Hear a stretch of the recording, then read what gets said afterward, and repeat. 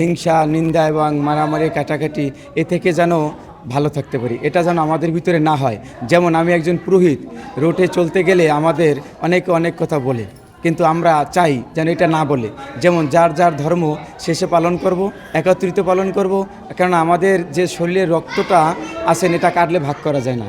কিন্তু আমরা হয়তো মহান সৃষ্টিকর্তার কাছ থেকে কেউ আল্লাহ, কেউ ভগবান, কেউ গড, কেউ বৌদ্ধ আমরা বলে থাকি, কিন্তু যে যে ধর্ম পালন করি সে সেই ধর্মটা যেন নিরিবিলি পালন করতে পারে এবং নিরাপত্তা সহকারে থাকেন, যাতে করে আমরা এইটা চাই দেশবাসীর কাছে এবং আমাদের বাংলাদেশ যে সরকারি আসুক না কেন, আমরা এটাই চাই সবার কাছে, যেন আমাদের ধর্ম নিয়ে কোনো দ্বিধা না বাজে। বাংলাদেশের প্রথম ইমিউনিটি বুস্টার সমৃদ্ধ ফ্যান্টাস্টিক হ্যাপি এনার্জি বিস্কিট। এবং আমরা যেন এই ধর্মকে যার যার ইচ্ছা মতন সুন্দর করে যেন পালন করতে পারি। এবং যেমন আমাদের এই পুজোটা পালন করতে অনেক প্রশাসনের দরকার হয়েছে, কিন্তু আমি মনে করি যে আমরা যদি সবাই একত্রিত থাকি তাহলে আমাদের প্রশাসনের প্রয়োজন হয় না। কেন আমরা রোডে বের হলে দুই একজন আমাদের সাথে থাকে, যে পুরোহিত মশাকে কেউ কিছু বললো কিনা, কেউ আঘাত করলো কিনা। অনেক জায়গায় মন্দিরে পুরোহিতদের আঘাত করা হয়েছে, এই নিমিত্তে কথাটা বলছি, যে যাতে এটা না লাগে।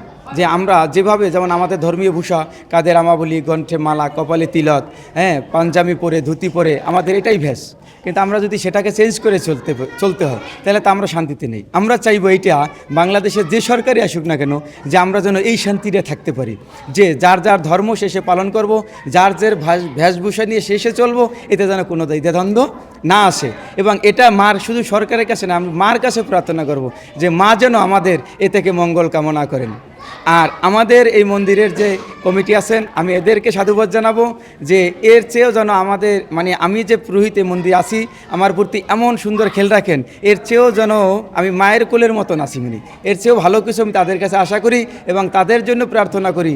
আর সকল, আর সেই জন্যে যে মা যেন সবাইকে ভালো রাখেন, কেউ যেন আমরা পুজোর সময় অসুস্থ, মারামারি, দ্বিধাদ্বন্দ্ব এ নিয়ে যেন কোনো ধর্মীয় প্রতিষ্ঠানে কোনো ধর্মীয় ব্যাঘাত না হয়।